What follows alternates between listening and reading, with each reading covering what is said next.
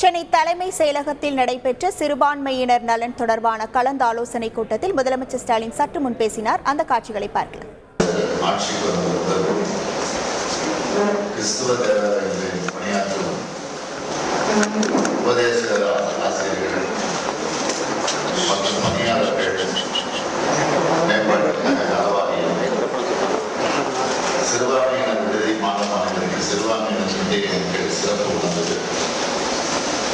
கரூர், மதுரை, தேனி ஆகிய 3 மாவட்டங்களில் ஒரு கிறிஸ்துவ உதவி சங்கம் கூடுதலாக தொடங்கிட நிதி ஒதுக்கீடு.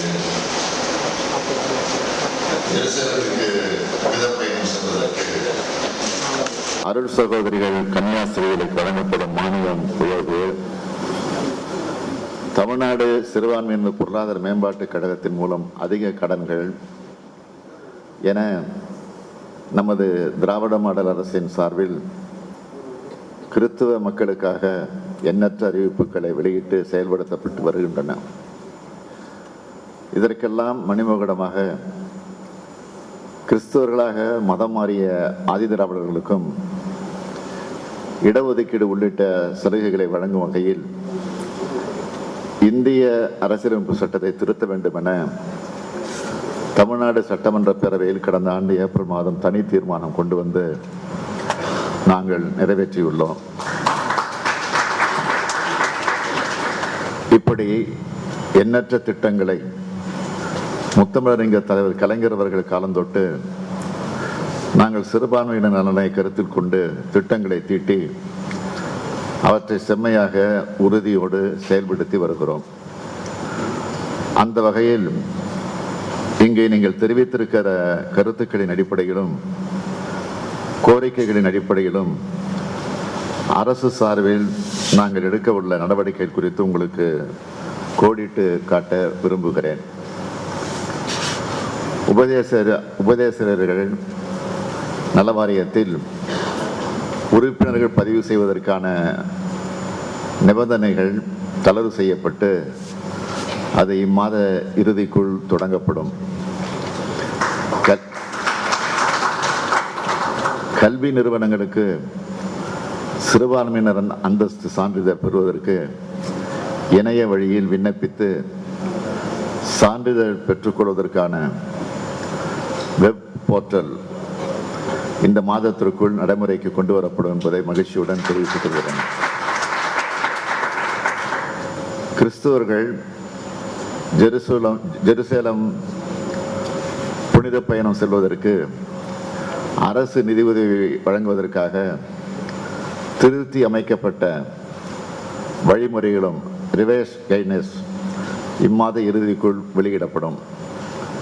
கிறிஸ்துவ கல்லறைகளில் மீண்டும் ஒரு உடலை அடக்கம் செய்வதற்கு தற்போதுள்ள விதிகளை தளர்த்தி சவப்பெட்டி இல்லாமல் புதைக்கப்பட்ட இடத்தில் 12 மாதங்களுக்கு பிறகு வேறு ஒருவரின் சடலத்தை புதைக்க அனுமதி அளிக்கும் ஆணையையும், மரத்தினால் செய்யப்பட்ட சவப்பெட்டியில் புதைக்கப்பட்ட இடத்தில் 18 மாதங்களுக்கு பிறகு அதே குடும்பத்தை சார்ந்த வேறு ஒருவரின் சடலத்தை புதைக்க அனுமதி அளிக்கும் ஆணையையும், உலோகத்தினால் செய்யப்பட்ட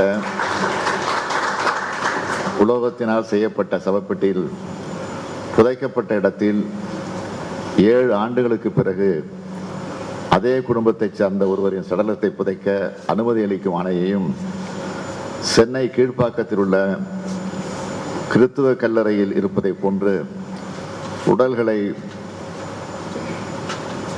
அடுக்கக பெட்டகங்களில் அடக்கம் செய்ய அனுமதி அளிக்கும் ஆணையம் இந்த வார இறுதிக்குள்ளாக வெளியிடப்படும் என்பதை தெரிவித்துக் கொள்கிறேன். இந்த புதிய விதி தமிழகத்தில் உள்ள மாநகராட்சி, நகராட்சி, பேரூராட்சி ஆகியவற்றில் உள்ள கிறிஸ்துவ கல்லறைகளுக்கு பொருந்தும். கிறிஸ்தவர்களுக்கான கல்லறை தோட்டங்கள், இஸ்லாமியர்களுக்கான கபர்ஸ்தான் இல்லாத மாவட்ட தலைநகரங்களில் நிலம் கையகப்படுத்தப்பட்டு மாநகராட்சி, நகராட்சி சார்பில் கல்லறை தோட்டம், கபர்ஸ்தான் அமைக்க நடவடிக்கை எடுக்கப்படும். கோயில், மசூதி, தேவாலயம், குர்தவாரா போன்றவற்றின் மூலம் பொது நிலங்களில் உள்ள ஆக்கிரமிப்புகளை அகற்றுதல், முறைப்படுத்துதல், மறு இருப்பிடம் செய்தல் தொடர்பாக விரிவான கொள்கை அரசால் உருவாக்கப்பட்டு ஆணைகள் வெளியிடப்பட்டுள்ளன. வழிபாட்டு தலங்களுக்கு முறையான அனுமதி பெறுவதிலும் வழிபாட்டு தலங்களில் புனரமைப்பு பணிகள் மேற்கொள்வதிலும் பல இடர்பாடுகளை களைந்து ஒரு நிலையான இயக்க நடைமுறை SOP வெளியிடப்படும். இதற்காக உயர்மட்ட அலுவலர்கள் அடங்கிய குழு ஒன்று அமைக்கப்பட்டுள்ளது. அரசு சாரா நிறுவனங்களுக்கான மானிய தொகையை எந்தவித தங்கு தடையுமின்றி விரைந்து வழங்குவதற்காக ஏதுவாக உரிய இணைய வழி முகப்பு உருவாக்க நடவடிக்கைகள் மேற்கொள்ளப்படும். இல்லங்கள் மற்றும் விடுதிகளுக்கான உரிமம், பதிவு மற்றும் புதுப்பித்தல் குறித்து தேவையான அனைத்து சான்றிதழும் மற்றும் அனைத்து ஆவணங்கள் வழங்கப்பட்டவுடன் குறுகிய காலத்திற்குள் உரிமை வழங்கப்படும். தமிழ்நாடு நுகர்பொருள் வாணிபக் கழகத்தினால் வழங்கப்படும் அரிசி போன்றவை இல்லங்களுக்கு உரிய நேரத்தில் கிடைக்கப்பெறுவது தொடர்பாக மாநில அளவில் உள்ள துறைகளின் மூலம் இதற்கான விநியோக அனுமதி மற்றும் குறைதீர்வு வழிமுறைகள் வழங்கப்படாமல் மாவட்ட ஆட்சியர் மூலமே இதற்கான முன்னெடுப்புகள் நடைமுறைப்படுத்தப்படும். அரசின் நிதியுதவி பெறும் சிறுபான்மையினர் பள்ளிகளில்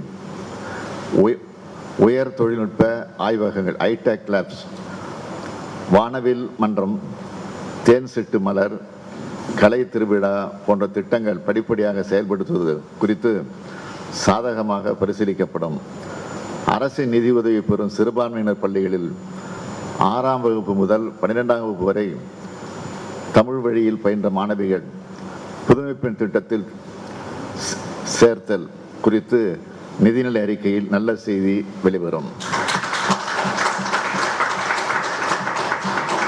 கிராமப்புறங்களில் உள்ள அரசு நிதியுதவி பெறும் சிறுபான்மையினர் பள்ளிகளில் 1 முதல் 5ஆம் வகுப்பு வரை பயிலும் மாணவர்களுக்கும் மாண்புமிகு முதலமைச்சரின் காலை சிற்றுண்டி திட்டம் விரிவாக்கம் செய்ய